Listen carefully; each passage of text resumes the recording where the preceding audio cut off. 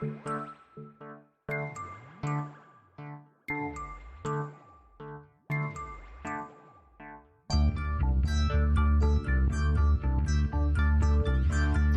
is Continuum Drag, a weekly podcast revisiting television sci-fi, fantasy, and everything in between.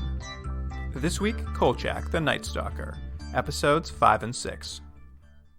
Yellowstone County, Montana, December 11th. Horrified local authorities investigated the gruesome deaths of 4 area residents, the Rockwell family, mother, father, and 2 children. All had been discovered strewn around their isolated farm, their bodies mutilated. An official coroner's report stated they had been dead 3 days. Cause of death, attack by wolves. Fact, the last sighting of a wolf in Yellowstone County occurred in 1948. Fact, in the entire history of this continent, there has never been one documented case of attack by wolves on a human being. Welcome to Continuum Drag, the podcast asking you to bail us out. I'm Luke, here's my co-host Jordan. What's real, Jordan? What's real is a little bit of wisdom I took from one of these episodes of Kolchak, and it was this. It's terrible to be broke and superstitious at the same time. There are some great lines on this show. Yeah. I think my favorite was, "Don't con me, lay it on me." I don't even remember that one. That was a good one. That was a great one. At any rate, we're back. We're back with more Kolchak. This week, we're joined by a guest. First time on the podcast. Welcome to the show, Taff. Gia. Yeah, guys, I'm excited to be here. Thanks for having me. Yeah. Thanks for coming on to talk about Kolchak. Here's a question for you. Go. Before I accosted you and said, hey, you want to watch this weird show from the 70s, had you ever heard of Kolchak the Night Stalker? No, hell no. This I didn't have an inkling that there would be a show as riveting and as enigmatic and as spontaneous in many ways as this show. So. You know what? I'm actually thankful because I learned a lot of things behind the scenes that was very satisfying to my nerdy palate. So I assume you mean that this is a David Chase special. One of a few, yeah. That's definitely one of the my surprise when I pulled up Wikipedia. I'm like, wait a minute, hold on. It's interesting to see like how you go from here to The Sopranos, but we'll get to that. We'll get to that. We'll get to it. Okay, great. Yeah. Well, here's one question we like to ask first-timers on the show. Mm-hmm. Obviously, this is a TV science fiction podcast. Is TV science fiction a thing that was a part of your life previously, or is this a genre you didn't really dabble in? Oh, I love science fiction. Science fiction is my favorite genre, right? So whether it be TV or film, like I'm all in, right? When it gets to like the fantasy side of things, and that's when like my interest starts to wane. Yeah, this is where we align. Yeah, okay, good. But when it comes to kind of sci-fi, in this vein, almost X-Files-y / Outer Limits, Twilight Zone, kind of unexplained phenomena, supernatural, but not too supernatural or just kind of jumps the shark, I'm all in, right? Nice. Because there's that intrigue, like where's this going? Okay, am I going to be surprised? Am I going to be shocked? So there's a lot of elements in science fiction itself, because it also, if you get to you can get to the highfalutin side of things where it becomes all about like ideas. And then the other end of it is just like, shock value and just, cool gadgets and cool things. I like to be somewhere right in the middle for me. So yeah, it's interesting to kind of take Kolchak and trying to figure out where on that gradient it lies. Where the show lives. It's a good question. So yeah, that's the way I would say it. Well, why don't we get moving then? You guys want to start talking about these episodes? Mm-hmm. Let's do it. Here's the IMDb summary for episode 5, The Werewolf. Kolchak's assigned to interview singles aboard a cruise ship, but finds there's some kind of wolf creature killing passengers during the full moon. The title of this really tells you what this episode's going to be about, huh? I was surprised. I didn't expect that thing to come out of nowhere. They don't really like mess around. When the werewolf shows up, he's just there. That's like the rest of the episode. Just straight into it. Yeah. So basically, it begins at Christmas in Chicago. The newspaper office of the INS is having like a low-key Christmas party because most of the staff are out sick with, quote, the Asian flu. That made me laugh so hard. It was too close to home in some ways. And just like, in so many ways. And also like just the kind of so racist. Yeah, just a little bit, just tinge of racism there. it's just a little bit of 1970s racism, just for fun, you know? Yeah, you got to throw that in there to spice it up, as they say. What I liked is that they called it that, and I was just like, oof, not a great naming, but I was like, still better than what Trump called it. But that was the first thing I thought about. I'm like, okay, this is puts things in context. You know what's weird about this Christmas party, though, is they mentioned that you said it was a low-key Christmas party, Luke, but it's not even the higher-ups or Vincenzo, the boss, that's throwing the party. They say it's courtesy of this like new character we never met before, the riddle columnist Edith Cowell. So just some employees like, I like Christmas, I'll just pay for all this? Yeah, I guess so. Also a character they've never introduced before. Yeah. And I love how they do that, where they just kind of randomly drop a character and never really explore them even further than that. And the thing for me about that specific section was that it felt to me like the Christmas party, it wasn't really a Christmas party, it was like a celebration for somebody actually taking the vacation for the first time in 5 years, which I thought was like, okay, I mean, yeah, I wish every time I went somewhere, somebody threw a party for me. Well, I think what it is Edith was throwing a Christmas party, and then Vincenzo, the editor, really commandeered it and turned it into his going into away his party. own. I love that. Hey, let me ask you guys, if that was a party getting thrown for him, when you're at work, are you someone who likes when they have, you show up to work sometimes and people are like, hey, we decorated your desk with balloons and stuff. I lay on the, please don't, for the love of God, ever decorate my desk. But I know some people really like it. Where you guys fall? I think, no, don't touch any of my shit. Don't touch any of my You don't want to show up to the kitchen and have a little cake there, cut into little squares? I mean, that's different as opposed to like, you come into my desk and putting all these things that I'm not interested in. I don't want anything bedazzled on my, I don't want my chair wrapped up in, in wrapping gifts or anything like that. No festive mood at my desk. It's all business. But It's all business. But if you have something over, at your desk in terms of food, I mean, I might join. I might commandeer as You're as a you real were saying Vincenzo. before. Yeah, pretty much. That's my live vicariously through him. But that's my answer to that. I'm going to agree with that answer. I do not want to be the center of attention, but I do want a slice of cake. Yeah. Desperately want a slice of cake. But yeah, I guess that's what the scene is about. Is Vincenzo is in a great mood because he's taking his first vacation in a while, and what I like is this is a real classic move that I approve of 100%. He's basically got the New York office to pay for his vacation by making it a story where he's going to take a swinging singles cruise and write a story about it, and so it's a business expense. So this vacation is all expenses paid, and I'm like, that's the way to take a vacation on the company dime. Hustler. And how did that work out? I don't get it very often, but man, if I can pull it off. I love it. But of course, since this is the show called Kolchak, not Vincenzo, a call comes in from the New York office to say they're actually going to send auditors over Christmas to look over the books. So Vincenzo can't take this vacation, and he's got to give it to someone else. And the only one available, not sick with this flu, is, I guess, Kolchak. Which is something now we've seen a few times, which is Updike tries to get a story, but for whatever reason he can't get it, and then Kolchak ends up getting the story. He gets to go on the singles cruise. So, have you guys seen every single episode, or is like just no? We are only up to the episodes we have just watched, so we've seen everything precursing this. Okay. So we can only answer questions backward, not forward. Not forward. Okay. Good to know. We don't know if Updike dies, if that's what you're asking. We don't know. Pretty much. We don't know who dies. Yeah. From the flu? No. So, I thought it was interesting in terms of his character, like his introduction here of Kolchak's character, being this kind of aloof, the actor actually sells this very well in terms of the absurdity of the show. Agreed. He kind of grounds a little bit in terms of his performance. Like, it doesn't seem like he's in on the joke. It's like, this is a real person for me. So I thought that was really interesting as I was watching it. I'm like, okay, at least there's somebody here that I can, it's not a caricature to a certain extent. Yeah, I mean, we've talked about it a little bit. Like, the idea that Kolchak is the star of the show, but he's not. He's a hero in his own mind for sure, but he as a character is like a little bumbly and a little foolish, but also very gung-ho. And it's just like he feels far more. He's not like your typical just like manly hero. He's far more of like. Yeah, he's not brave. No. It saves the show where it could be too silly or too stupid because he's always kind of grounding it somehow. Yeah.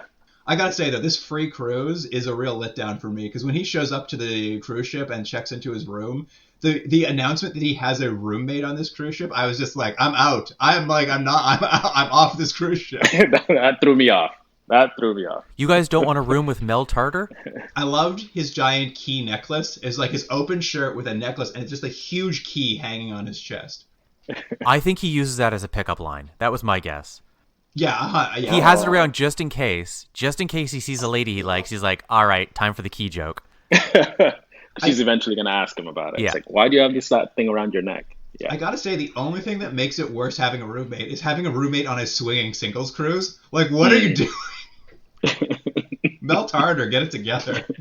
So we introduced him. Did you catch? He gives Kolchak like the lay of the land. He gives him the percentages of what he can expect from the people out there. Did you write it down? No, I didn't. Did you write down the percentages of the people on the show? Yeah, what he said to him. He goes, "Hey, just so you know, Kolchak, 40% of the people here are divorced, 50% deceased, and 10% delightful." That's a low percentage of delightful people. I agree. Also, when he said 50% are deceased, I know he must mean like, there's, it's a metaphorical no pulse. But wouldn't it be something, after this episode and all this mayhem that happens, it might be pretty close to 50% deceased. I would agree. The body count on this is pretty high. Yeah. Yeah. But essentially, like, Mel's like they're really establishing what a swinging singles cruise. He's already met a lady who shows up in his room in a bikini, and they're already trying to set old Kolchak up with this woman named Paula who they found. They're just like, man, oh man, you got to get out there, you got to swing. Although I gotta say, there's a big reveal at the end. Like, Mel is always hanging out with this woman Wendy, who he seems to have picked up on the ship. What's her name? Wendy. And near the end of the episode, there's a big reveal where him and Wendy are telling Kolchak, don't get married. It's not worth it. We've both been married to each other. And there's this like weird ending where you're just like, these two characters who you didn't really get to know or spend much time with, they're just like, oh, FYI, we were previously married. We're now divorced, but we love each other more as divorcees. And I'm just like, there's so much more I need to know now about this couple. Spin-off. This would be an interesting spin-off character, I feel. It was such a weird turn of events. But essentially what kind of happens is Kolchak goes off, he meets this Paula woman, and he's not into her because she's really into movies for some reason. Like, her whole character is just like, I love movies, I know all of them. And can I say one thing, Luke? Did you notice who that actress was? I did notice who Paula was. We actually, Taff, this is really news to you, but we just watched her in a different show called Super Train where she was a series regular. Yeah. Oh, wow. So two shows in a row, this actress I've never seen before. Pops up. She really was great at being in series that only lasted one season. She's pretty good in this episode, I gotta admit. I agree. I thought she would be weird to watch. I was like, oh, I kind of like this woman who just loves movies. But the whole point of this is Kolchak goes, he meets her. He's not really into it. He actually really feels like he's there to write a story. He does not want to be doing this. And as he's being forced to talk to this Paula woman, and like a foghorn goes off, and like all the crew get up in the dining room, start wandering out, and Kolchak, like, because he's a newspaper man, he smells a story. And that story is that a man named, I'm gonna butcher this for sure, a man named Mr. Steiglitz, who's I guess a maybe former NATO person, maybe he's just on the run from NATO. He's also boarded a cruise ship with a wound on his arm that will not heal, and of course that wound is, I guess, a werewolf bite. And there's something that I thought was funny, and maybe it's only funny to me, but so yeah, they say that he worked for NATO, but then they mention that he was discharged from their Navy. And the first thing I thought was, well, NATO doesn't have a Navy. NATO doesn't have a Navy. They're like an intergovernmental military alliance. So it was one of these weird little things where I was like, did no one do any proof checking? There's no Navy for NATO. Anyways, but the point is, he's like, they had to have this character be able to be in multiple places around the world in a short amount of time. That's really what they need. And so like, oh, well, he's a sailor of some sorts. Yeah, when they reveal his backstory that he was a NATO in, I believe, Greenland or Iceland at a radar station. Yeah. And somewhere, so I guess we're supposed to think there he got bit by a werewolf, murdered the other people on his team, then somehow flew to Yellowstone, and then murdered a family of 5 as a werewolf. Yeah. And he's on the ship. And then somehow gets on a cruise ship, which I will say, I'll give the big point I'm going to give to this episode, which can be a little choosy this episode, is that I have never seen I've never seen a werewolf on a cruise ship plotline before. And honestly, I like the idea of a werewolf on a cruise ship. It's a very funny idea. Yeah. The one thing that kind of disappointed me about this episode, and there's some things I like about it, but I think the whole point of having them on a cruise ship is that you're stuck and you can't get off, right? You have this this creature, this force that's going to be slowly picking people off. But they didn't do a very good job of any sort of tension. Do you know what I mean? Like, for the amount of, we mentioned it, the amount of people that die and the body count is pretty huge. It's all still kind of light and fluffy, and I don't know if they ever even really explain why the people on the ship react the way they do to these clear murders, right? Well, they just step on the gas immediately because this guy, like that first night, like Kolchak's been on the ship for under 5 minutes of episode time. Yeah. It's the first night, the full moon comes out, and it's just like a werewolf massacre immediately begins. Like, we see the werewolf stalking the ship. He finds some woman walking back from, I guess, a casino that's on the ship. He picks her up, just tosses her overboard. Then he heads up to the bridge where, like, the night shift is working the bridge crew. He goes in there, slaughters every single human being in that room. No, I think that was one of my kind of gripes about this was this. There's absolutely no tension, right? It's not really scary. I mean, it's a werewolf, so you want to a certain extent, you want to engage in the cliches a little bit. Start kind of laying the maybe some dramatic irony there where we know the werewolf is on, Kolchak doesn't know, and there are basically two ships passing in the night. Sorry for the pun. So do you think it's a structural issue then? Do you think if this was more of a mystery of him finding out who the werewolf is? Because pretty much the show lets you know right away. Like, you introduce to the guy who's got wounds, and they basically are telling you that's not what this episode's going to be about. It's about, watching him kind of discover it. But do you think it would have changed the tension if the audience didn't know? Absolutely. Or kind of shroud in a little bit more mystery. Because one, just the way they did the werewolf and kind of the way the killings were done was somewhat cheap in terms of, like, you can see that the budget for this episode was not that high, right? It's a single location. Hold on, you don't like the werewolf's professional wrestling throwing people over his head move? You mean throwing the dummy over his head?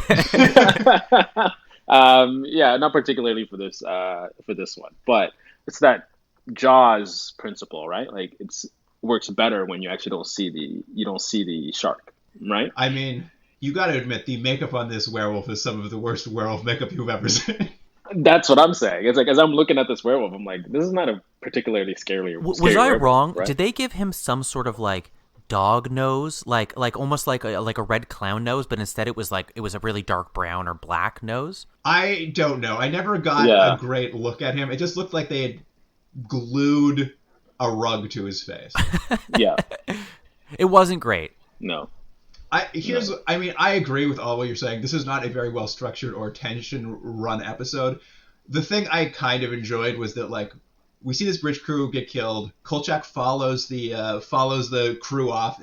They won't let him in the crime scene, but he turns around and, like, the werewolf is still, like, on a rampage. Like, the passengers are apparently all in the dining hall having a nice time, but the entire crew of the ship, which seems to be hundreds of people, is literally being massacred around every corner. There's just gunfire everywhere. I'm just like, there's a war zone happening on this ship that Kolchak just wandering through. I'm like, how many people is this werewolf killing? Like, it's so many people. Well, that's what I mean. At a certain point, like, there's this weird, and it's odd to say in a werewolf episode, but there's this suspension of disbelief that you have to have about this crew, because in a lot of these episodes we've seen at this point, the police are sort of shown to be sort of distrustful, or they want to cover things up all the time. Or we've also had, I think, maybe FBI agents that want to cover things up. But I don't know why this bridge crew would have, what the reason was, but they just sort of have any sort of person of authority has to kind of clash with Kolchak, so they'd be like, get out of here, you're annoying. It's like, but they must want to stop these murders, because again, like, I don't know, 50 people die in this? Well, I think what it is what we'll see is Kolchak will do a distraction. He'll get, like, apparently the cruise line, when they get word of this murderer on the, like, keep in mind, the murderer is currently on the loose. He's been on the loose for 25 minutes. The radio guy calls headquarters, and the cruise line tells him, "Hey, listen, we're apparently they're looking into all the passengers' police and psychiatric profiles, but it's going to take 36 hours. So until then, they just want the crew to keep everyone secure and silent." Like, the idea that the cruise line and the, like, underpaid staff of the cruise line are willing to cover up a, like, ongoing murder spree is very funny to me.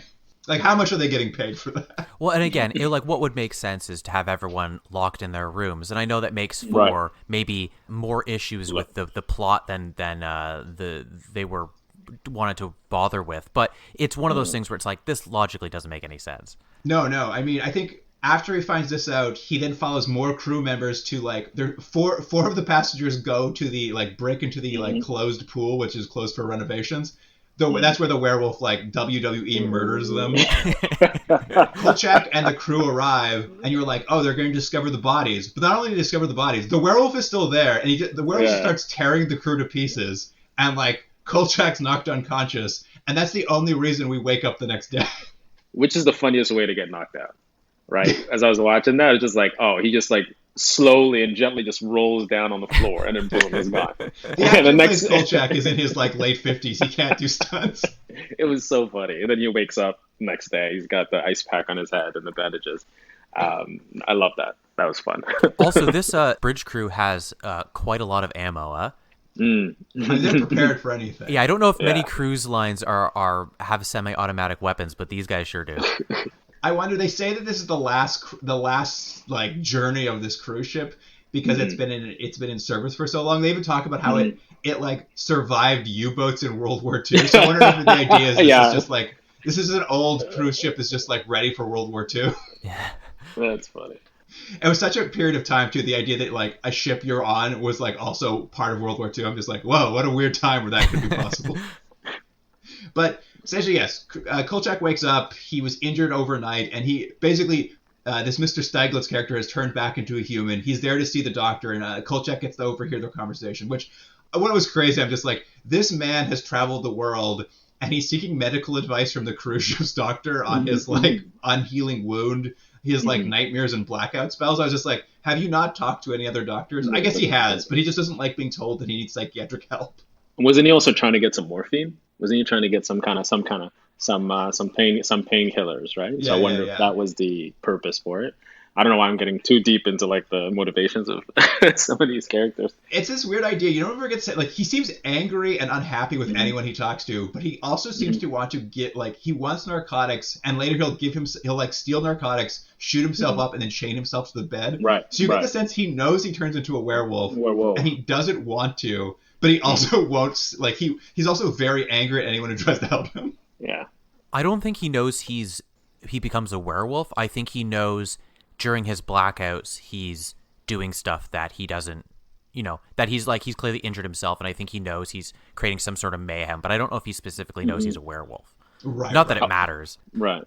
I mean, I guess it would to a certain extent matter. But I wonder also if he wakes up and, the result of his, the mayhem that he partook in the night before is, strewn around him, right? Does he wake up with a bunch of dead people once in a while?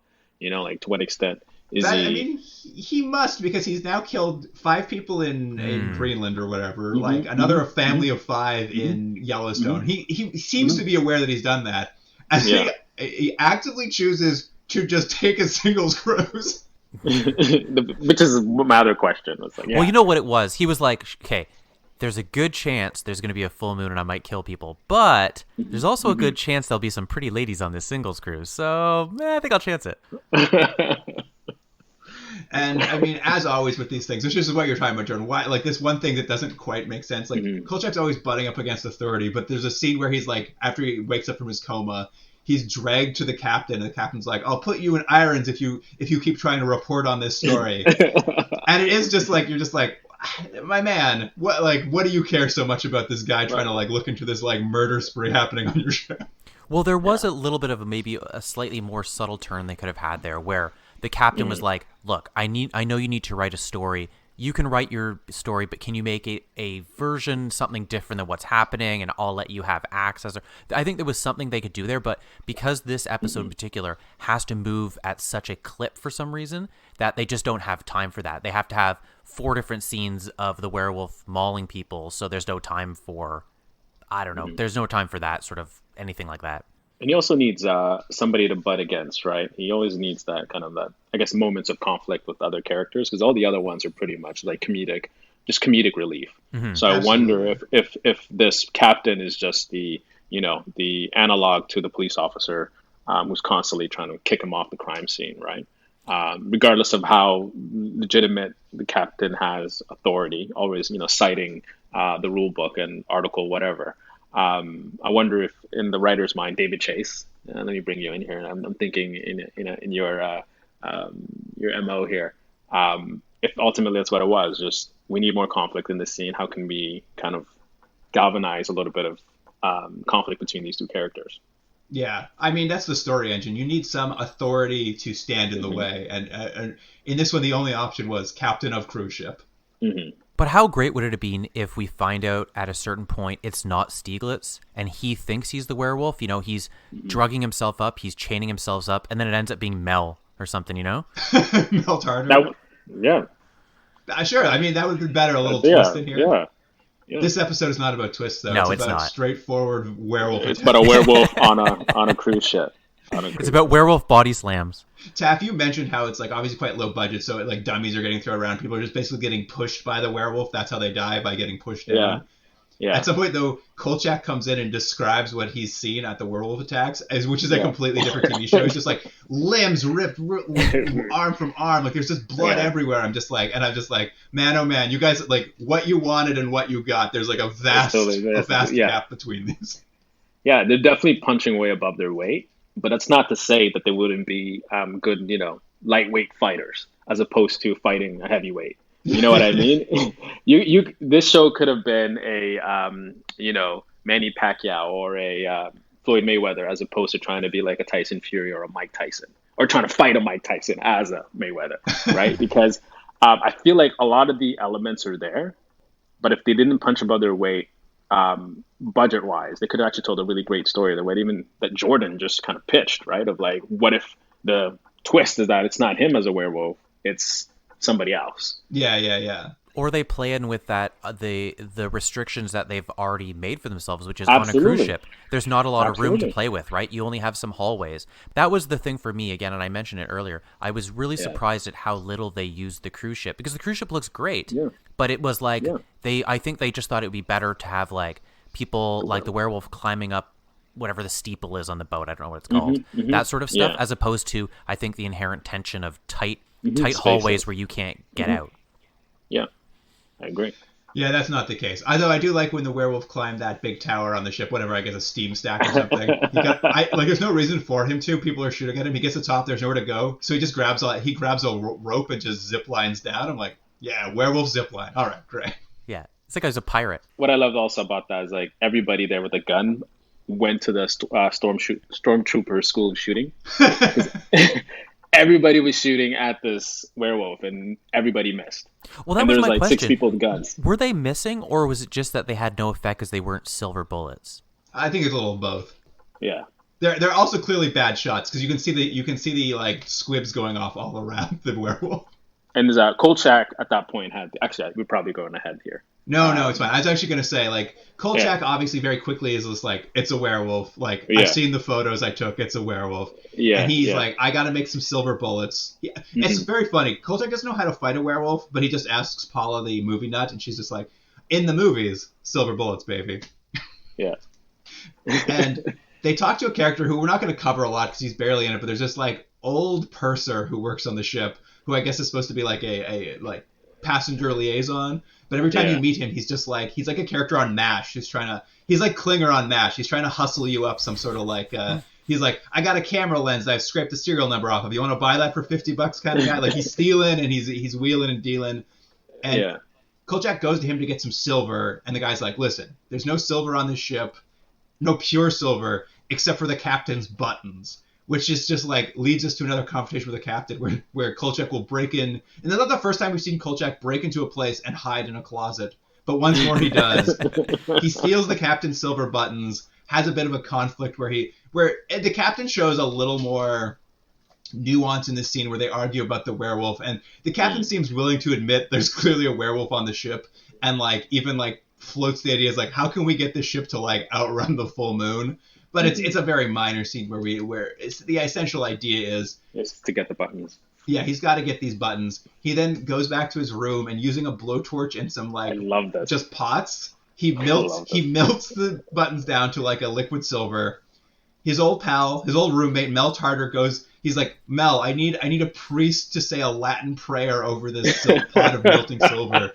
And Mel's just like, listen, there's this guy who flunked out of the seminary school on the ship. I can get him to come down here if you like. My favorite part about that whole thing was like he's making the silver bullets. You know, he's got the blowtorch, he's got everything. So you assume this is like, you know, this is a dangerous element here. So he's got to cool it down. He's got to cool the bullet down so he can put it in the cartridge, right? And then he takes the tongs and takes the bullet and puts it in a cup of water. Yeah. And nothing happens. It's like there's no hissing, there's no evaporation. It's like, yeah, it's like, what was the director's intention of that? Like, what were you trying to do? So those are like symptoms of things across the board that I think took me away from the story, where it's just like, okay, this is just ridiculous. Like, I have no, like, you're not invested. You're not invested. Yeah, in this werewolf. at this point you're just being lazy, right? Or not being focused on detail. But that was the only moment where I was a little concerned. They were very obsessed with like the logistics of making these silver bullets. Like after the seminary flunk out comes in and like blesses it with one of the 2 Latin prayers he knows. He's like, I can do a wedding prayer or I can do a death prayer. Which one you want? But that's right. Like he's basically putting silver, which I thought was good. I thought he was going to make silver bullets, but he actually is just pouring them into shotgun shells, which I was like, that makes more sense. Pour into a shotgun shell. Mm-hmm. And he heads out to hunt the werewolf down, and there's just a long sequence of Kolchak walking around the ship with a shotgun, and the werewolf just walking around. I think he kills Mel Tarter at some point during that. Yeah, I don't remember if he does or not. I think he walks past and he sees you're Mel right, Tarter he does. just laying on the That's ground right. dead. Mm-hmm. Which I felt bad. I'm like, poor Mel. Poor Mel. But it just is a long sequence of like Kolchak and the werewolf stalking each other. Like I think it goes on for like 5 minutes of them just walking around the ship. Kolchak like ends up shooting the werewolf twice with silver bullets, which does injure the werewolf, but does not kill the werewolf in any way, shape, or form. And the big climax is like the werewolf like pushes Kolchak off the side of the ship, but as Kolchak's holding onto the ledge, he like manages to turn the tables and flip the werewolf into the sea. Oh, you got to explain that even more. Just the way. I didn't understand how it worked. I didn't understand how any of it happened. The physics of that were just so hilarious. It was staged poorly, so maybe it would have been more convincing in 1974. But basically, it's that thing you've seen in TV and movies a lot of time, where the hero's hanging over the edge and the villain is over top of them, and he somehow grabs and pulls the guy over his shoulders into the water. But it doesn't. The way they've choreographed it, it doesn't look like that at all. Looks like the guy was on cables. Yeah. or superhuman one-arm strength and able to kind of hold his whole body as he's grabbing somebody else and tossing them over, and him not actually falling in. But anyway, it's me a pedant. But that was another moment where I was like, oh, okay. It should have been one of those where they both fall over and you think they've both died, and then you see that Kolchak's, caught his pants on a line or something. But again, I think it's what you mentioned before. They don't have the time or the money to stage such an elaborate choreographed scene, so it's like he just grabs it with his one arm and throws him over, and then he's in the water. Right. Done. Yeah, I wonder if that's the case. I wonder if they're like, you could have this cruise ship for 3 days, and they're like, all right, run, we gotta shoot this whole episode in 3 days. Well, I think that's probably it, because I was watching, as I said, because David Chase is involved in this, I was watching some interviews with him, and he said they shot this in like 7 days. Oh, wow. So David Chase has done interviews about Kolchak, eh? Yeah. I was like, Kolchak and David Chase, and he didn't have a lot of good things to say, mainly because of just the budget constraints, as well as the fact they were just going fast, 7 days. Yeah. Like you said, Jordan, it's like they didn't have time to properly stage and set everything up to make it feel real. Yeah. It feels rushed. It feels like they had to hurry. They only could shoot so many places. And what do you do? I did like the coda. Like each of these episodes ends with a coda where basically it's a monologue from Kolchak, kind of giving you some closure on the episode. And I particularly like the closure on this one because he says, well, Vincenzo won't let me write the story about the werewolf on the cruise ship because the cruise ship threatened a lawsuit. So once again, Kolchak's story is quashed.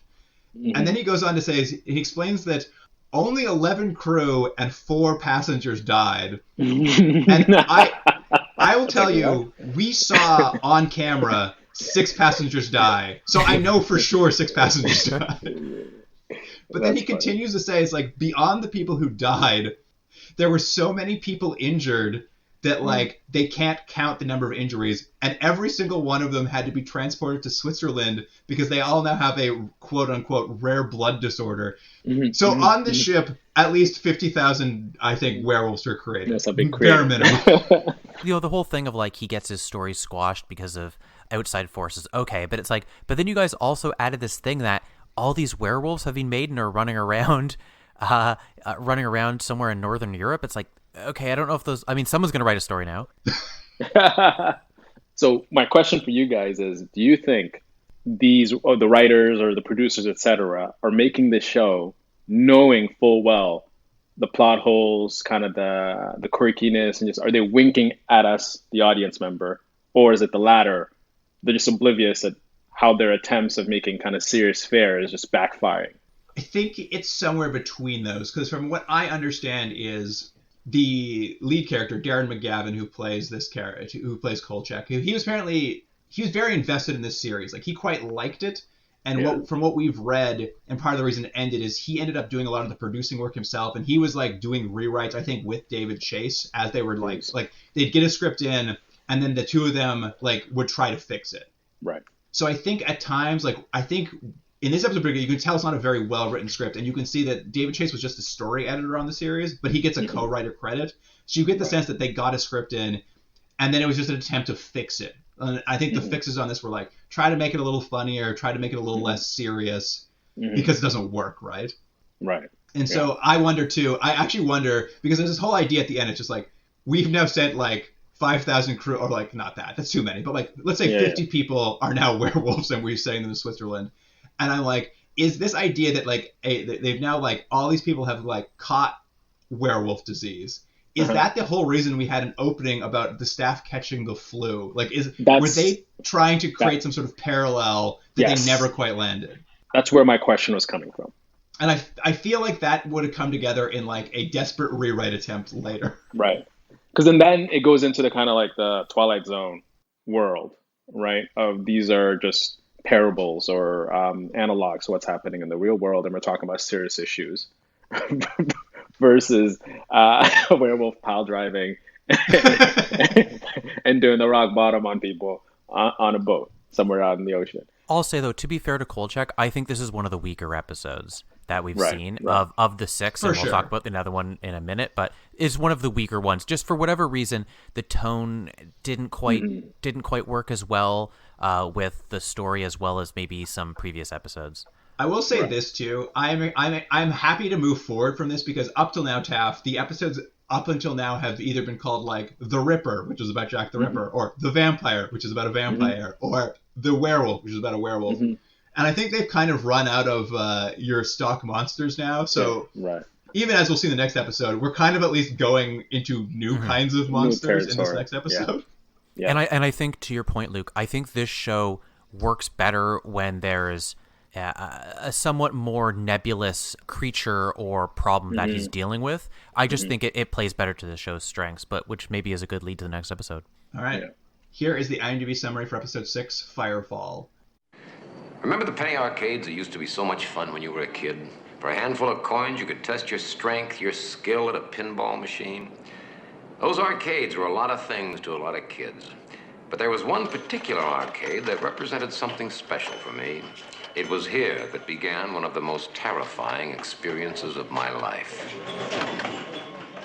The evil spirit of the murdered gangster who loved classical music is somehow incinerating his former enemies while simultaneously trying to live again. There's a lot going on in this episode, huh? A lot of jumps you need to get to connect all this. But I think it does a much better job than the previous episode, especially for how much more complicated this episode is than the previous one. It's very unique in terms of like the mishmash of all these kind of supernatural elements. So it got me really intrigued at the beginning because I'm like, oh, this is different, right? It's not like somebody getting murdered, it's somebody being incinerated or some kind of combustion. So I thought that was really interesting to start it off. Yeah, it's a little fresh with this one. I mean, I know when it opened up, the monologue Kolchak gives us time to start the episode, I think it must have made Jordan very nostalgic when he was saying, remember the penny arcades that you used to go to as a kid? I was just seeing Jordan at home thinking back to the 1920s and going to penny arcades. I love those penny arcades. It was an interesting beginning because like we start off at an arcade where like they're like, oh, there's an arcade where like shading dealings happen, but it's also like people playing pinball and like 70s arcade consoles. Well, if you're doing like drug deals and stuff, you also want to have a good time while you're there. You gotta have a good time. And there's a I guess an arsonist for the mob who's also happens to be one of the best pinball players around. I believe the owner of the arcade will later compare him to the Jim Thorpe of pinball. And he's there playing the arcade, and I guess he's the mob is done with his services. He's crossed the mob in some way, this arsonist, and a bunch of guys just come in and gun him down as he plays pinball. It's rubbed out. Just rubbed out. And it's such a cold open that we won't come back to for so long. But I'm just like, what a crazy opening about the mob hit at a pinball place. And now, like, I forget about it for like 45 minutes. You know what, though? This episode does do that. It asks more of the viewer to be able to remember things from the beginning, because you're sort of have to keep that in the back of your mind that this thing happened in the arcade.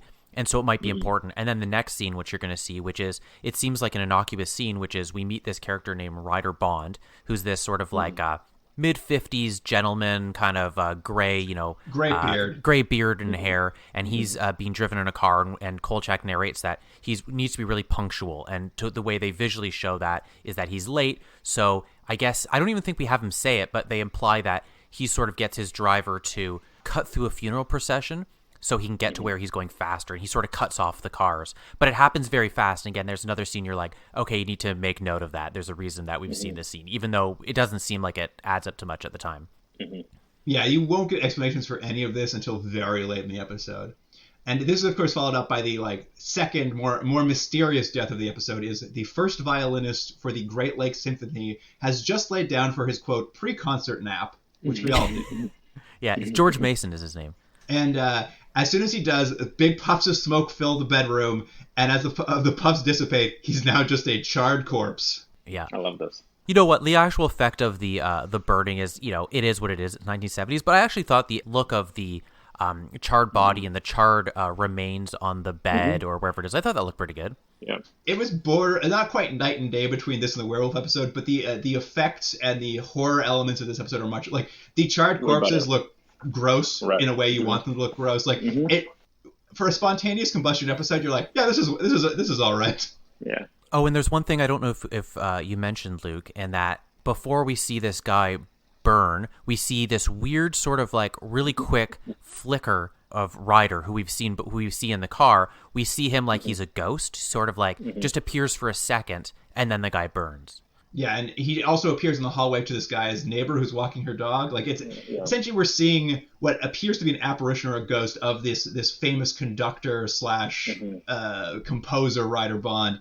But he is he a ghost? What's going on? We're gonna see him in a second, and he's also clearly very much alive. So that's the big mystery. Is just like, why are people spontaneously combusting with this man kind of appearing as an apparition before them? Which is what I was missing from the prior episode that we talked about. Not that I needed an apparition, but I needed more elements of mystery, because you have no idea what's happening here. It's just like they're putting all the seeds down, right? That will eventually lead to the revelation later on. We can talk about that when we get there. But I found it to be way more intriguing in that sense, because you have all these balls in the air and you're not sure where they're going to land. But the way that they're, like the craft, there's not a lot of action here, right? It's just purely trying to understand the strange elements of these people dying. So I found that to be really interesting and captivating as a way to start I thought the hook to this episode was much better. I was also just like, I don't know what is happening, but I'm interested to find out what it is. I'm in for it, yeah. I like at this next scene where Kolchak goes, I think he comes to see the remains of the person who looks like he's spontaneously combusted, and he goes to the police, he's like, how would you explain this? Like, why is this happening? And the cop's just like, he dropped a cigarette on himself. Classic cigarette in bed. Well, I love that we've seen it before, though. The cops in this are not only sort of dismissive of him, but they always just seem to want to get to whatever the quickest answer is, even though it doesn't really logically make sense. He's just like, we're closing this case. The guy accidentally burned himself with a cigarette, even though no one would think that would be possible. I think the cops and how dismissive they are in the show works far better. Like it just didn't work when it was in the cruise ship, but as soon as the cops start doing it, I'm just like, of course, these lazy cops trying to just get this case closed. Yeah. But yeah, he shows up at the crime scene, kind of hears the neighbors who witnessed Ryder Bond's spirit or whatever appearing before her. So he's like, oh, that's weird. And this guy worked at the symphony, so he races over to talk to Ryder Bond at the symphony, who's getting ready to do a concert. And Ryder's like, it's a shock to him to hear that he seems genuinely shocked that his violinist is dead, has not heard about it at all. And I like that there's this brief moment where they introduce her for later, but it's like his French girlfriend who doesn't speak is sitting in the room. And if Kolchak tries to talk to her, he just yells at her, Silence, don't speak. This weird French girlfriend. And then a stagehand comes in and he's just like, Mr. Bond, you never responded to that message I gave you down in the orchestra pit 15 minutes ago. And this is where Ryder's like, I've been in my dressing room for the last 2 hours. I was never in the orchestra pit. And this, sparks Kolchak's attention. It was just like, another mysterious appearance of this conductor in a place he shouldn't have been. And I think it is a pretty good mystery at this point, though, because we do have... There's people are burning. There might be a ghost. They also might have this guy who seems to be in two places at once. And all of these things don't really seem to add up too much together. Oh, also there's a mob hit at the beginning. You're like, how does this all work? And again, not to spoil things, but I think the show does a good job at tying it all together by the end. And in terms of the mystery aspect of it as well, I think that for me, as that hand comes in and basically reveals that Bond could have been in two places at once, for me, it wasn't even about, the doppelganger or the, apparition. It was more like, okay, this guy might be lying, right? So it's almost like any procedural show. It's like somebody's lying to kind of hide what they might have been involved with in the past, right? And the fact that this guy is so indignant about like, silence, don't talk, like, let me handle this, is trying to keep the story straight. So that adds to the mystery element of it, and I think it's really good screenwriting. Yeah, they really let enough threads hang that you could pull on that could go many different ways at this point. So it really did feel like it could go several ways, and I was excited to see which way it would go. I'm going to just mention this very briefly. It's not important for the plot, but there's this weird scene that I kind of enjoyed where it just sort of establishing more of what happens at the like we've been wanting them to kind of establish the office set because it has this workplace element that they haven't been using. And they don't do it perfectly here, but Kolchak does go back to the office, and it's just a classic scene where he's supposed to be writing a story on some sort of like homeowner swindle and fraud story. And when his editor Vincenzo catches him just staring off into the middle distance, he's like, "Oh, I'm just puzzling over this a mystery about this guy who burnt up." And Vincenzo, I love just yells at him. He's just like, "Well, puzzle on your own time. Get back to work." And it's just this idea that like Vincenzo actually was the one who was swindled out of a fumigation scam at his house. And just this like weird comic scene where Vincenzo's just like mad at him for not doing his job. And then like Updike comes into it because he hears there's like a story about the orchestra. And he's just like, if there's a story about the orchestra, I'm quite musical. I play the French horn. To which Kolchak responds just like, I might have guessed that. And I'm just like, what is that joke? What does that mean? I guess you play the French horn. Like there's just whole weird scenes at this office in this episode. And what I loved about that is it actually grounds it more into things that are, it makes it feel more real, and it connects it to other shows that I've seen, particularly the police procedural, right? You have the bullpen sequence usually where the police officers are just bantering back and forth. That has really nothing to do with the plot, but it makes this place lived in, makes it feel real. And that suspension of disbelief is not as rattled, right? It's like, okay, this is a story about real people who just happen to deal with some supernatural element. So for me, it kind of sold it for me, that specific scene. So I wish there were elements like that.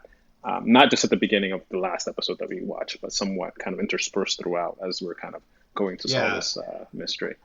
The workplace stuff works well. Like later in the episode, he'll be back there stealing $200 out of Vincenzo's desk, out of his petty cash box. And what's her name? Monique Marblestein. Marblestein, is that what it is? Yeah, Marblestein. She comes in. She's like the intern, and she catches him stealing. And she's just like, it's so funny. She's just like, if you need money, I'll loan you some money. Like, what is it? Is it alcohol? Is it gambling? Like, there's this like very sad, funny scene where she's very worried about her coworker stealing money and like offering to help him out. There is this element. They're starting to build out the characters at the office where I'm like, I'm starting to feel like this world exists more. But at any rate, that's beside the point of the plot, because as he's at the work office, another spontaneous combustion happens. This time, Ryder's French girlfriend is up on her apartment's rooftop pool. And as she sits down after swimming, she starts catching visions of the apparition, like reflections of Ryder appear around her. And then, of course, she bursts into flames. And then a couple witnesses come by, and they're able to report back to the police of one of the worst things they've ever seen. I believe the guy says he was in Nam, and it was far worse than anything he saw there. I know. I was thinking, I bet it wasn't. Yeah. I think he stayed stateside in Nam. Yeah, that's right. He's like, I remember taking a blowtorch to a bunch of children, but that was nothing like what I've seen. And this is just more people around Ryder are dying. The police show up, obviously interview. Kolchak shows up and gets the details as always. And it's at this point he's obviously very concerned that this is all related to Ryder. Like everything points back to this composer Ryder. And he's like, I'm gonna head over and try to stop him and get chat with him at the symphony. And as he pulls up to the symphony, we get another misdirect where he sees Ryder getting in a car with the treasurer of the symphony. So there's like a little car following sequence where the treasurer of the symphony also bursts into flames while driving on the street. And when Kolchak gets there, Ryder's nowhere to be seen. It's just the burnt out body of this man in a car, and he's just like, what's happening? So he races back and gets to the symphony, and Ryder's in the middle of conducting a matinee, so he couldn't possibly have been in the car. So they're really laying heavily into this idea of are there two of him? How does he get to two places at once? That's kind of the mystery is really congealing into this he's clearly there when people burst into flames, but also is not. And they kind of keep playing with this, and I think what it is he finally drops by Ryder's apartment to interview him. And Ryder lets him into the apartment. He's very stoic and silent, but Kolchak's, asking him questions, started chatting him up. And then we finally do see we've seen it a few times. But Ryder disappears, and Kolchak just doesn't know where he's disappeared to in his own apartment building. And he goes into the bedroom to look for him, and the entire bedroom bursts into flames around Kolchak.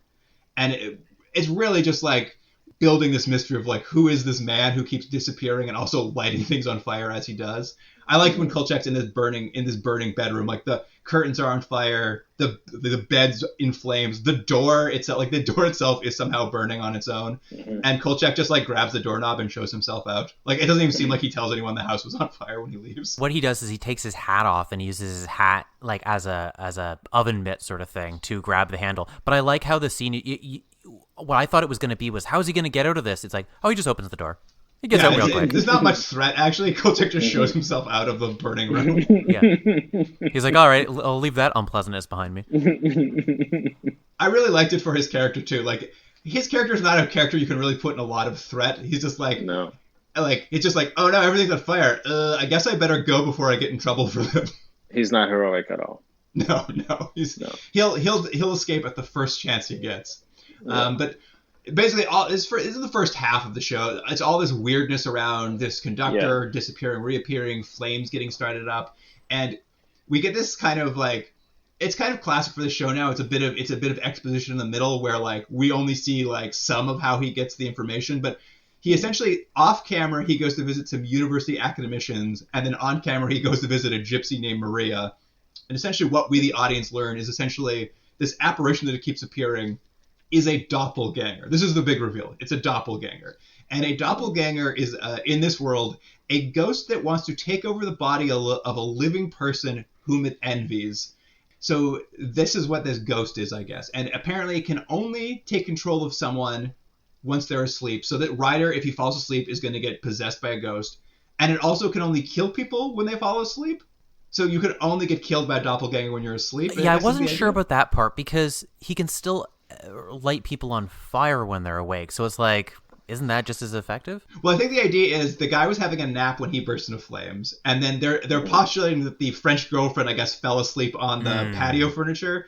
But the one that I had a question about was the treasurer who was driving his car. Is the concept is he fell asleep at the wheel and then burst into flames? Yeah, it doesn't quite work. Sorry, this is the first death, right? We're talking about. It's the third. Remember the guy in the car who burst into flames? Right. They set the rules up that the ghost can only kill you when you're asleep. So Yeah, when you're theoretically, asleep. everyone dies when they're asleep. But it was very funny to me, the idea that's like, so that man fell asleep at the wheel is what you were saying. I think he can only strangle you when you're asleep. They're like, he lights you on fire. Oh, by the way, also he can also strangle you. I think it was a conundrum because they couldn't have the ghost just light Kolchak on fire at any moment to stop the investigation. So they needed a reason that wasn't happening. Right. But they also get some good news. Is apparently this kind of ghost cannot operate, quote unquote, on sanctified ground. So I guess a church is safe haven. You can go have a nap at a church and you're fine. So just before we go into that part, as you were saying, because in terms of the rules, there was that, I guess, the poolside combustion. I don't think she was asleep either, right? I think it's a stretch to imagine she had fallen asleep. That's for sure. Right, in that period. But I guess with me, this sequence there with the fortune teller / what do you call her? They called her a gypsy girl. Yeah. She was a grown woman. Little racism aside, I felt like this was essentially just an exposition scene that this guy didn't work for as the investigator in this mystery, right? It was just like, okay, we've already gone so far into the story. Let's just do an info dump of what this is really about. Absolutely. And then we can move forward, as opposed to Kolchak himself discovering all these elements. Okay, figuring out that, okay, based on what I have, all the clues that I've found, this is a doppelganger. And now that I've noticed that, blah, blah, blah, everybody who's died was asleep or whatever. But then again, the logic falls apart because then you have all these things. So I feel like that beat or that scene itself is just emblematic of not only the logic of it falling apart, but just the inactive nature of the character, which doesn't really make it that interesting. It just is straight up info dump, make it easy for the main character to figure out what's happening and just proceed from here. I mean, so a weakness we've seen in the show is at some point when they realize they have so much information to get to the audience about the mystery and they don't know how to do it, they'll often just bring in a character who can info dump. I mean, what I'll give it to this in the scene with this woman he's meeting with who knows all this stuff, I will say that at the very least they made her a more interesting character than I expected. Like, she knows Kolchak, she doesn't like Kolchak, and as Kolchak's trying to get this information, like, how do you stop a doppelganger? She's like, $200. I'll go talk to my grandma. I want $200 though, or I'm sending my karate kicking brother over to kick your ass. And I like at least they tried to make the character a little more fun than we've seen before. No, for sure. To your point, Tap, I think it really is a time issue, and because you do see right before he sees the quote unquote gypsy, you have a couple quick shots under his voiceover where you just see the outside of buildings. He's like, I went to talk to this parapsychologist and I talked to this scientist, and you just see it real quick, and it's just clearly they don't have time because they're spending so much time on other things. Now, could that have been fixed? I'm sure there's other ways around it, but it is really just we've only have 10 minutes left in this episode. This lady will tell you everything you need to go so we can run to the end. And you felt it, and I felt it as I was watching. I'm like, who is this fortune teller? Where did she come from? Like, is she a running character? I tried to go to IMDb to figure out. I couldn't figure out anywhere else. I was like, is she an assistant? It's like, why is she getting so much screen time? And it's not a recurring character. So for me, it kind of everything else is flowing really well for me as I was watching this. I'm like, this is a very cool episode. And then boom, it's like, oh, this is bumping for me. And time for an info dump with this character. She between these scenes, it's just explained the rules, and her final rule she explains is like, to stop a doppelganger, you have to get their earthly remains and spirit back together. So what a random, like, it's just like, that's how you stop it. I'm like, okay, sure, why not? Good payoff. And Kolchak finally gets a chance. Like, I don't think up until this point he's had much chance to talk to the real non-doppelganger Ryder Bond, but he does corner him at the symphony finally. Yeah. Ryder is like been seeing himself, this apparition of himself, all week. He thinks he's going insane, and so he's on board with the idea that he's being haunted by a ghost that's coming to get him. And they basically chat a bit. The piano gets haunted. It starts like making its own music and jumping around. So they run away and hide at a church together. And this is kind of where they really lay out the explanation for how this has all come together. And essentially what they say is, and this is like both bad writing and I found to be one of the funniest parts of this episode to me, is they're basically like, they figure out that this spirit latched onto Ryder that time he cut through a funeral procession trying to get to work in a hurry. And to me, that was the funniest inciting incident is just like you cut So off petty. you cut off a funeral and a really petty ghost latched onto you. I'm just like, this is very funny to me. I liked it too. You know what? I don't think I've ever seen that sort of thing before, where it's just like, yeah, the ghost was like, "Oh, you're gonna cut me off, are you? Well, guess what? Doppelganger time." What I like about it also, it's like it's way more Eastern in terms of like philosophy of like cutting off the procession is almost akin to, you know, somebody who's deceased and you've basically insulted them in some way, shape, or form into the afterlife, right? Or you've been cursed in a way. So that Eastern concept of cursing, I think, was really interesting. And I guess to a certain extent, bringing in that gypsy element as well, was part of that too. But yeah, I totally agree. I think it's a very unique, inciting incident to have this kind of story progress as a result of a curse that was initiated by cutting somebody off. One of my favorite things of this episode is watching the doppelganger Ryder peek through the window and taunt them while they're in the church.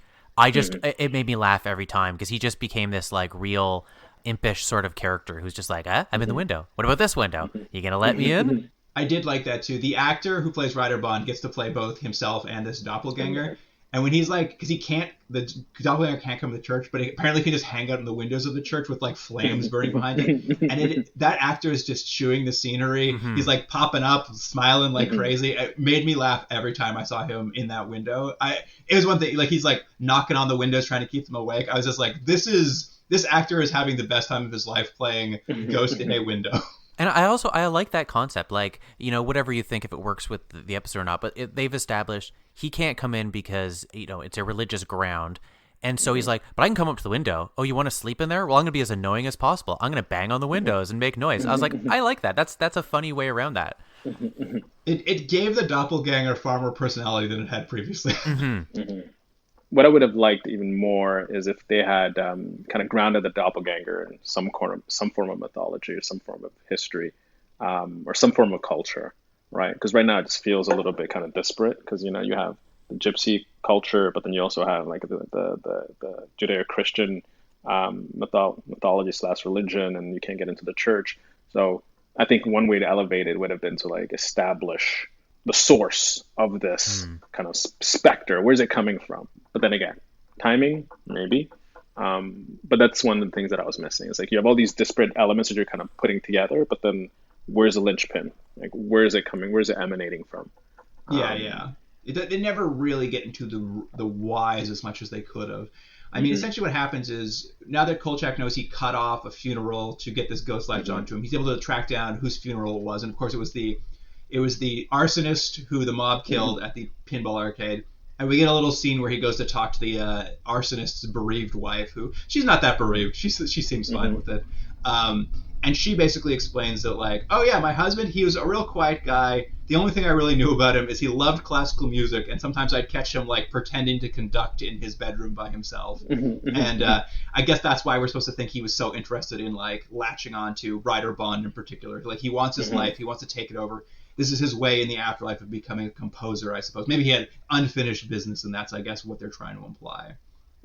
Although the real star of that scene is, as he's talking to the wife, there's the arsonist's son is walking around in the background, stealing matches and just lighting things on fire. I guess pyromania just gets passed down generation to generation. It's a genetic trait. But this basically kind of like catches us up. Like, Kolchak's figured out what the ghost is, who the ghost is, and essentially in a few off-camera scenes, I guess he finds out via the gypsy's grandmother and that $200 how to stop it. Because he then will like, basically he's like, he tells Ryder, he's like, I know how to stop it. Give me the night. And he'll go to the graveyard, dig up the corpse, which I love. My favorite part. I did not see this coming. Yeah, he digs up a corpse, drags it out of the grave, drives it across town in a bag to the arcade where he was murdered. And there's something so grimly comic about this that I'm just like, I just wish they could get like, I wish they had the ability to go a little, like, it would have been much funnier to see like a really gross corpse being dragged out of a car, but they can't quite do that in TV yet. Yeah. It's a very grimly funny scene. Drags the body in front of the pinball machine he died at, pulls it out of the bag, like the body's just laying in front of this pinball machine. The doppelganger arrives, and it's just like, Kolchak starts just commanding. He's like, you, back in your body. Get back in there. Bad ghost, back in your body.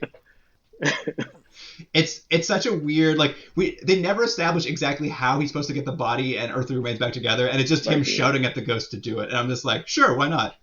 I think you're right. They didn't really explain it. I think it's sort of implied that it is compelled maybe by some sort of other force that if it's there and its body is there, it sort of has to. And he's sort of like forcing the issue. I think it's going to happen whether he's yelling at it or not, but it just sort of, adds to the scene. It's fun. It's fun for Kolchak because he's such a fun character to watch that just watching him shout at a ghost is just like, it reminded me a little bit of the George C. Scott movie, The Changeling. I don't know if you've ever seen that, where the boy's ghost is haunting the house he buys. And there's a moment late in the movie where George C. Scott's trying to like solve the mystery of what happened to the boy's body.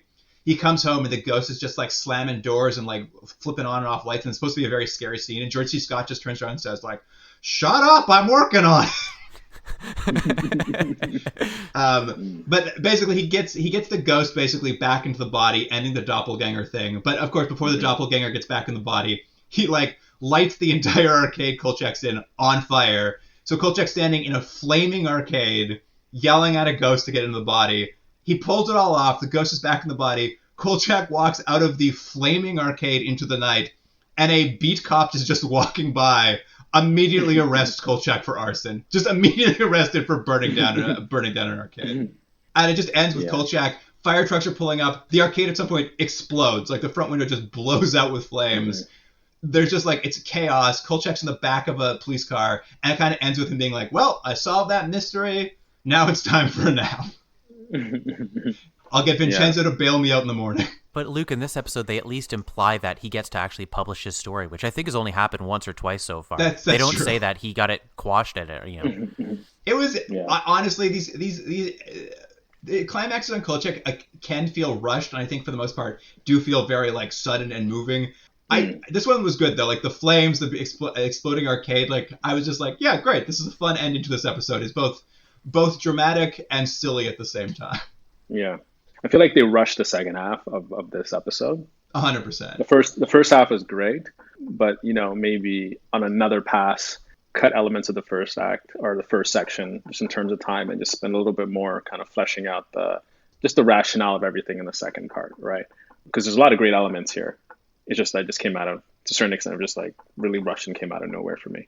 Yeah, I think if they had brought in the woman who gave out the exposition a little earlier and made her a bit of a partner in the case, then you could have brought out those elements over the course of it and getting to the climax. But because it's just like that midway point where they're like, here's all the rules now, here's a big info dump. Now we just have to run to the end.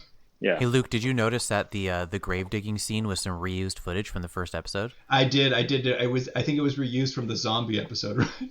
Yeah, and you know what the thing is? It happens so fast, and I think the reason they show it so fast is because they're like, oh, quick, we'll use some old footage. And the telltale sign is that in that episode when Kolchak was digging the grave, there were several people there flashing the flashlights. And in this scene, he's supposed to be by himself, but if you rewatch the scene, there's like 3 or 4 flashlights still going on in the scene. So they're like, do it quick, no one will notice. Save us a day shooting, man. It's great. We don't have to go back. We don't have to reshoot anything. Yeah. Mm-hmm. Well, I mean, that's basically the 2 episodes. I mean, do you guys have any final notes? Like, Taft, was there, like, we'll rate these episodes in a second, but, like, is there anything we didn't cover on these episodes you wanted to talk about? Yeah, I guess just one thing. I mean, for me, the thing that kept bumping as I was watching every single episode, I mean, I was entertained for sure. But the element of these are supernatural elements happening in the real world, it just felt like everyday occurrences to me. Right. It didn't feel like in the way, when you watch X-Files, there's like there's a shadow world out there, right? The truth is out there. Like we need to go and explore it. And I think in this series, it's pretty much just like there's an aloof character who's prone to aloof activity. So everything he does is essentially untrustworthy or just, embellished, right? For me, I think it would have been nice if there's an acknowledgement of these strange occurrences that are happening, and it's kind of hidden and marred within this kind of behind this curtain. And it's his aim to try and kind of reveal this other world, as opposed to just let me write the story. I got to get the story written. So for me, the missing aspect, the missing acknowledgement of this hidden world is what kind of took me away from fully being immersed in it.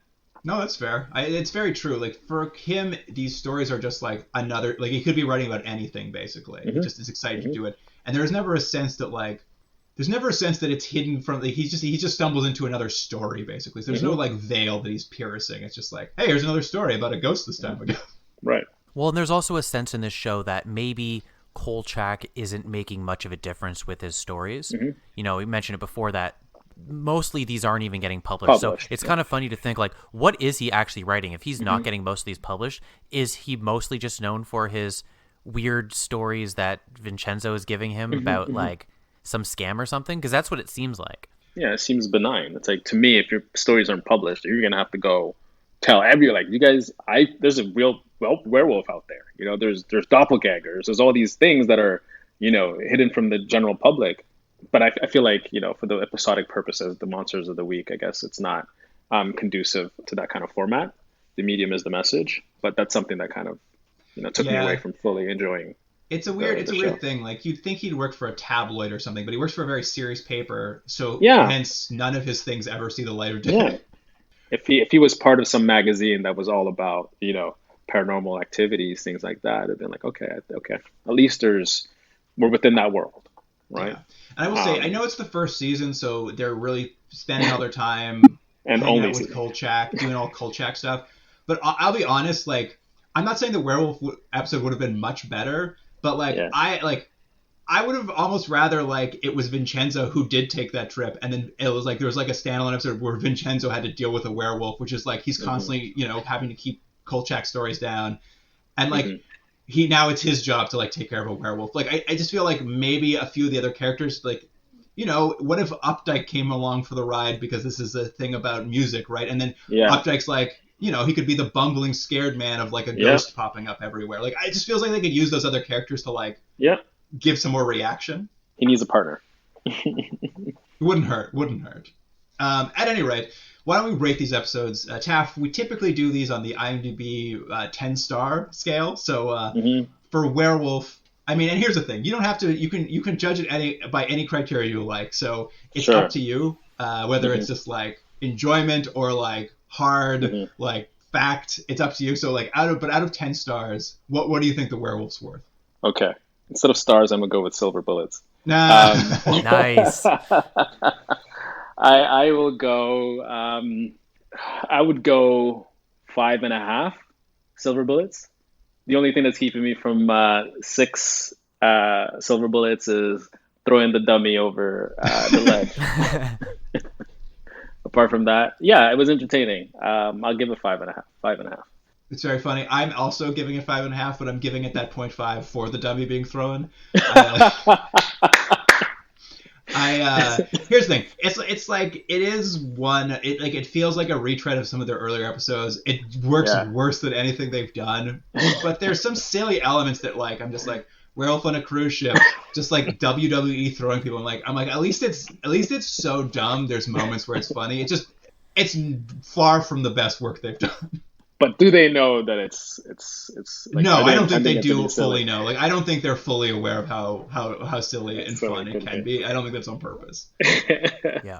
I love it. I'm also going to give it a 5.5. I think it's probably, if not the weakest episode, one of the weakest for all the reasons we've kind of mentioned. I just didn't think it worked very well. But I'm going to give it 5.5, not 5.5 silver bullets, but 5.5 gold key chains that hang around the neck. 5.5 Tartar, is that his name? Mel Tartar swinging singles keep it like next. That's right. All right, well, but we all felt same about that episode. Isn't that funny? Yeah, I guess that's what that episode's worth. We all agree. Yeah. What about Firefall, Taff? I think an episode we all liked better. What do you think? What do you think of Firefall? Definitely I liked it better. I will give it 6.5 French horns out of 10. Out of 10. I think for me, it wouldn't have gotten to like a 7.5 if they maintained the same kind of consistency throughout into the second half of the episode without getting so rushed. But it kind of, starting with that info dump, it just kind of took me away from it. So 6.5. I was on board for this episode. I enjoyed the mystery. I agree we talked about all the weaknesses and all the places that kind of fell flat. None of that really like ended up taking my enjoyment out of it. I was along for the ride of this very silly episode that is both like had a great mystery, And then even as it sort of like got a little clunky, at least was still fun to me, like watching the ghosts pop up in the window and taunt them.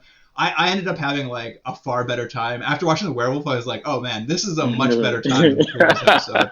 I'm going to give it a full 8. Ooh. I had a great time. watching this episode. Nice. I'm probably closer to you, Luke. I think it maybe was watching these back to back that I just didn't really like the Werewolf episode very much, and then this felt like it was just so refreshing to watch it. And yeah, there's problems that we've all mentioned, and it's not a perfect episode. And Taff, you're right. The first half is great, and the second half is kind of okay. But I think in the end, you end up with an episode that I would give 3.5 doppelgangers. So that gets us to 7. Nice. Yeah, I'm looking forward. Here's what I'm happy about is I haven't looked into the next episodes, but I did like briefly scan the titles of future episodes. There are no more episodes called like The Mummy, the Frankenstein. So there's no more episodes where we come in knowing exactly what he's fighting. This show, weirdly, you can almost tell how good the episode's going to be based on the title. It's true. As soon as it's they've abandoned the idea of just like, here is exactly the monster you're going to get this week, which I think is great because like I didn't know what Firefall was going to be about, and the fact that it's about a ghost doppelganger who like wants to take the body of a person it envies. I'm like, I don't know what that is. At least that's fresh to me. Do you think a show like this revival, because I know it's been on Netflix a few times, but like a revival of this, do you think it's got a chance in this day and age with some minor updates? I will tell you that they did attempt to remake this already, also died after one season. I think remaking Kolchak is impossible in that the show is the character, and the character is that actor Darren McGavin. Who else? There's a scene I think in the doppelganger episode. We don't talk about it, but like by the end of the episode, he's supposed to be so tired he can barely function. And like his physicality, like, I think there's a scene where he gets out of a car and stumbles down a sidewalk with like full physical comedy of him being like so exhausted. And I just don't know. I don't know how you could find someone to balance like the comedy of this character. Like this guy gets this character, I think, better than anyone could. I just don't know how you recreate it without him. Yeah. Right. It's the old recasting Indiana Jones. You're like, you can't do it. Yeah. It's over. Yeah. True. Because I don't know. It's just something about him and that character. Like, it's too bad the show isn't isn't as good as it could be. Because the best part of the show is that guy playing that character. Yeah. The quality of the show doesn't meet him as a character within this actual story. Yeah, and it's so I don't know. I mean, I guess you could try to remake it. There's clearly some fun to be had, but I just think it'd be so tough to find somebody who could like do the kind of character this guy clearly has committed himself to. And like watching it, you can see the care he has for this character. You can tell he loves this character and loves playing this character. And it's just like, I'm like, I don't know who you'd find to like bring that to it. Bring that, yeah. But I'm sure at some point on the podcast we will recast the entire show and make our best bet of it. That's a segment we'll do at some point. Love it. At any rate, I guess that about wraps up for the episode. We've done too much talking about Kolchak probably, but everyone loves it. All the listeners are riveted, I'm sure. Yeah. Taff, thank you so much for joining us. It was a pleasure to have you on. I'm glad these episodes weren't too much of it. I'm glad you had one you enjoyed and one you thought was insane. I'll talk about it. It's like both of them are within the world of like John Carpenter's. Not The Thing? It was the one with Roddy Piper. No, it was Roddy Piper. Oh, They Live. Kick ass and that like it kind of has that element to it. But I'll talk about it with you in the upcoming years. So like remember when that dummy was thrown over? That's what I want to do to this person right now. But that's a different. These things will stand out in your mind later, at least. Yeah. Callbacks. But yes, thank you. Thanks so much for joining us on this week. I really appreciate it. Thanks, guys. Appreciate being here. And listener, if you have anything you want to tell us, you can email us at continuumdrag@gmail.com. And of course, on Instagram and Twitter, we're going to have clips from these shows, people burst into flames, werewolves just doing their best wrestling moves. That's all going to be on Instagram and Twitter this week. So you can check that out at Continuum Drag is the handle there. And that wraps it up for this week. Listener, thanks for joining us. Jordan, I will see you next week. See you then.